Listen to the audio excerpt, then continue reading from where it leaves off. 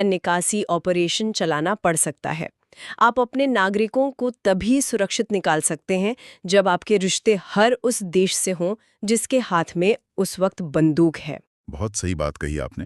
BW लेख का लेखक ना इस वर्तमान कूटनीतिक और रणनीतिक तैयारी की तुलना सीधे तौर पर 2012-13 की यूपीए काल से करता है।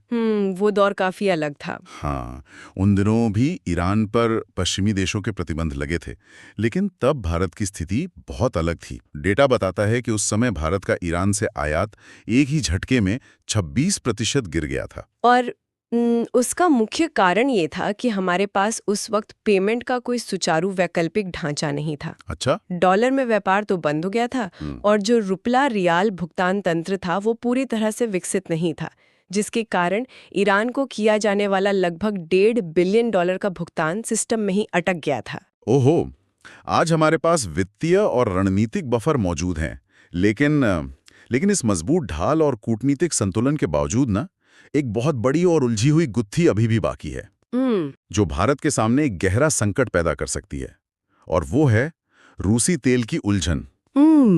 ये इस पूरे भू राजनीतिक शतरंज का सबसे पेचीदा मोहरा है। बिल्कुल। कैरेज की रिपोर्ट का एक डेटा पॉइंट बहुत ही चौंकाने वाला है। 2025 में भारत अपनी ऊर्जा जरूरतों को पूरा करने के लिए रूस से प्रतिदिन 1.71 मिलियन बैरल तेल का आयात कर रहा था। ठीक है। लेकिन अमेरिकी प्रतिबंधों के लगातार सख्त होने के कारण 2026 की शुरुआत तक ये आंकड़ा तेजी से गिरकर सिर्फ 1.16 मिलियन बैरल प्रतिदिन रह गया।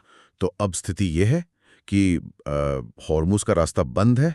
मध्य पूर्व से तेल लाना बीमा और लॉजिस्टिक्स के कारण बहुत बहुत महंगा हो गया है। हाँ। तो तार्किक रूप से कोई भी कहेगा कि भाई भारत सरकार चुपचाप मॉस्को को फोन घुमाए और कहे हमें और ज्यादा रूसी तेल भेज दो, बिल्कुल वैसे ही जैसे हमने 2022 में किया था। हम ऐसा क्यों नहीं कर पा रहे हैं? क्योंकि 2022 और 2026 की दुनिया में बहुत फर्क आ चुका है। क्या फर्क है? आज अमेरिका खुद मध्य पूर्व में एक सक्रिय और आक्रामक युद्ध लड़ रहा है। अमेरिका का पूरा तंत्र इस वक्त हाई अलर्ट और एकदम हाइपर सेंसिटिव मोड में है। वे सेकेंडरी सैंक्शंस या द्वितीयक प्रतिबंधों का बहुत ही आक्रामकता से इस्तेमाल कर रहे हैं। तो इस सेकेंडरी सैंक्शन का मतलब क्या है? मतलब अगर कोई भारतीय रिफाइनरी रूसी कंपनी से तेल खरीदती है तो अमेरिका क्या कर सकता है? अमेरिका सीधे तौर पर उस भारतीय बैंक को निशाना बना सकता है जिसने उस तेल के लिए भुगतान की प्रक्रिया की है। अच्छा। हाँ, वे उस बैंक को वैश्विक स्विफ्ट वित्तीय प्रणाली से बाहर कर सकते हैं। यानी वो बैंक दुनिया के